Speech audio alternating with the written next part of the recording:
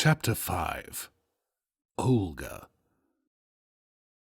Croak's cawing woke Jenny as the business end of a wooden cane poked her in the ribs.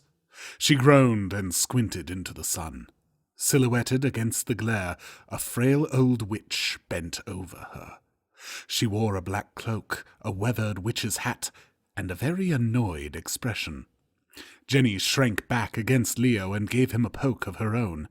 Her finger disappeared into his belly flesh, and he stirred, mumbling in his sleep. "Oh, I can't lick any more. Leave me alone. I'm getting chin rash." "Leo, shut up. We have company." Jenny poked him again. "Yes, you do," the witch cackled and broke down in a coughing fit. "Damn, I can never do a proper cackle," she said in a less husky voice. "How long were you two nitwits planning to doze off? Soldiers are heading up here, not more than an hour away, I'll warrant." Leo blinked up at the old woman.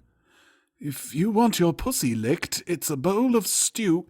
"My pussy is not a bowl of stew, you filthy tub of lard!" the witch shouted. Jenny came to the rescue. "I think he means you can pay him with a bowl of stew if you want him to—" "Oh, I see. Goodness, he values himself, doesn't he?" Jenny shrugged. "I couldn't say. The women of that village seemed to think it was a fair price." "I'm hungry," announced Leo. Both old witch and young peasant girl held their legs a little tighter together. "Are you indeed? Well, I'm Olga, and if you're done swanning around, follow me before you're both captured." Olga turned and hurried away. She didn't follow the main path, but headed off at a right angle. Croak glided after her. Jenny and Leo picked themselves up and followed. The going was tough, walking sideways on the slope. Here and there loose patches of shale threatened to shift and slide beneath their feet. After what seemed a tortuous hour, Olga led them more directly down the hill, joining a well-worn track. Soon they entered the lowlands forest. Croak flitted from branch to branch in the canopy above. Leo collapsed onto a fallen log. It protested under his weight with the sounds of splitting wood. "I can't go any farther," he panted. "They won't find us in the forest, and if they do, I don't care. I'm done." He shifted into a more comfortable position, laced his fingers together across his belly, and closed his eyes. "Not even if there's dinner on offer?" Olga mumbled. One of Leo's eyes snapped open under a raised eyebrow. "And ale? It's been a very dry day." Olga waved her cane in admonishment. "I'd say you could use a few dry days, you bloody oaf. No, I don't have ale, your highness, but I have mushroom soup, for which you'll be grateful." Jenny watched this exchange with mild amusement. The witch went back to beating through the undergrowth, scything the worst of the nettle bushes with her cane, and muttering under her breath about ungrateful, obnoxious men.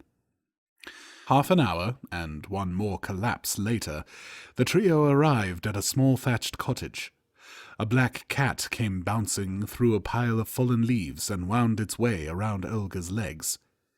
There, Percy," she crooned. "I told you I'd be a while." Olga led them into her abode. The single room afforded little space for all of them. A true witch's den, it housed all of Olga's treasures, trinkets, and oddments.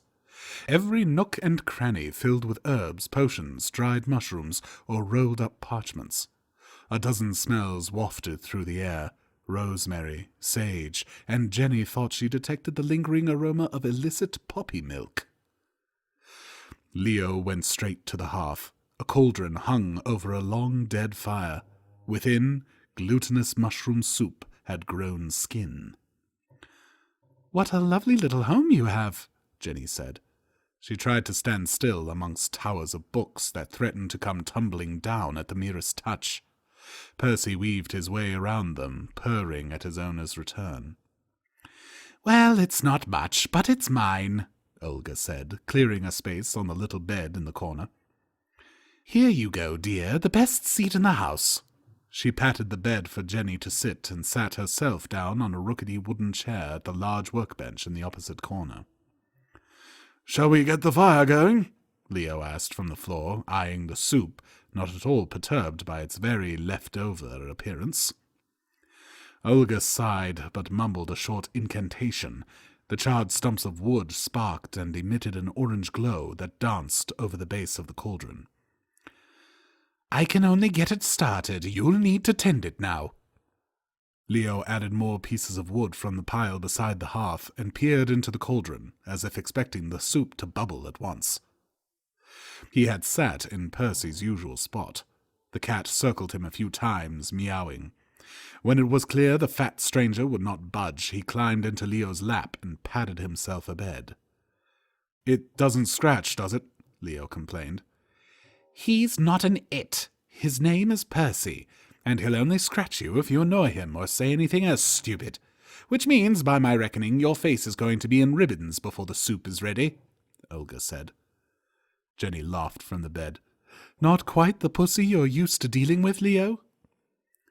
A tapping on the cottage's only window interrupted Leo's reply. Croak hopped from one foot to the other on the windowsill outside. "Sorry, that's my raven, Croak," said Jenny. "He is never far away." "Of course he isn't," said Olga, reaching over to open the window for the raven. "He's bonded to you." Croak flapped inside and alighted on a tower of books. Percy looked up from Leo's lap, but seemed disinterested. He snuggled back into his afternoon nap. "Bonded to me?" Jenny asked. "I take it from that question that you haven't noticed or haven't understood," Olga said, sweeping dust off the workbench with her wrinkled hand. "It didn't seem strange that a random raven would start following you everywhere?" "Well, no, I guess not. I thought it liked my company." "Ha! This generation! You think a lot of yourselves, don't you?" Olga replied, glancing over at Leo. "Don't add any more wood to that fire, you twit. You'll have the whole cottage in flames." Leo looked up, his face dripping with steam from the pot. "It's taking so long, I'm starving," he grumbled. Olga ignored him and turned back to Jenny. "Do you remember hearing of the peasants' revolt of 18 winters back?" Jenny's eyes darkened in response, and her lip quivered. "Yes, the nuns taught us. King George's men killed many peasants when they refused to pay his taxes. We were told never to insult the king or his family, lest the army attack the village again. My parents died in the attack." Jenny tried to conceal a sob. Olga stood and shuffled over to Jenny on the bed. She put an arm around the young girl. "Yes, they did. But when trouble was brewing, they hid you in the orphanage. Even horrible King George wouldn't attack nuns and orphans, and they asked me to watch over you." "Truly? But I've never seen you before," Jenny whimpered. "No, but I've seen you, little one." Olga gave her a tight hug. "Through the eyes of Croak here. He watches over you on my behalf. Nuns and witches don't get along, you see. We have some ideological differences. So I didn't risk their wrath by visiting you. Croak checked for me. Rest assured, I've kept my promise to your parents. But now that horny Prince Erik has taken an interest in you. And here we are." A loud slurping from the hearth interrupted Olga. Leo had found a bowl and filled it with mushroom soup. It dribbled down his chin and onto Percy's head. The cat jumped up and shook itself, spraying droplets of soup across the room. "Gods help me, you're a clumsy oaf!" Olga shouted. Croak agreed, cawing from his perch on the books. Leo guzzled more soup.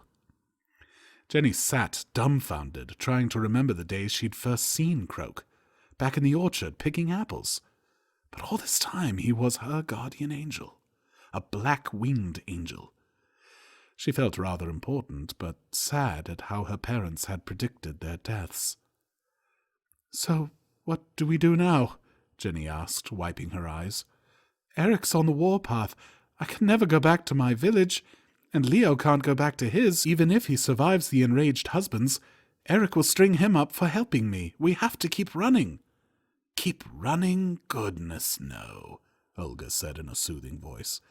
"We can't be running. We've got a kingdom to bring down."